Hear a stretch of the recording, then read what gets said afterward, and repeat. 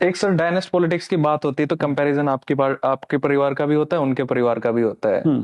तो इसको आप किस तरीके से देखते हैं?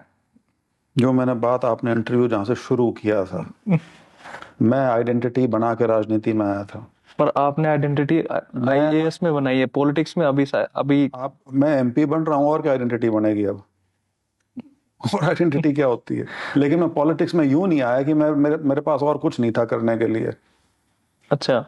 मैं उस तरह से तो नहीं आया हुआ। हाँ, जो हमारी स्टार्टिंग में बात हुई थी, तो वही चीज है। और मेरा पूरा परिवार जो है, उन सब का जो आधार है वो शिक्षा रही है। चाहे मैं हूं, चाहे मेरे पिताजी हों, चाहे मेरे दादाजी हों, चाहे मेरे परदादाजी हों।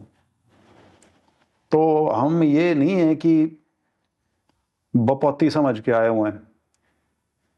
मेरे पिताजी सर छोटूराम के नाती जरूर हैं, लेकिन राजनीति में मेरे पिताजी ने, इलेक्टोरल पॉलिटिक्स में, सर छोटूराम के नाम का कभी फायदा नहीं उठाया।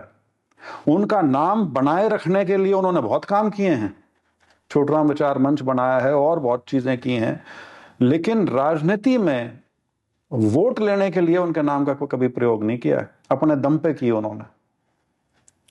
और यही मेरी कोशिश थी कि जो मैंने शुरू में कहा कि ये नहीं कहे कोई कि कुछ और नहीं कर सकता था, लेकिन बड़े बाप का बेटा था तो आ गया उसकी जगह। हम्म।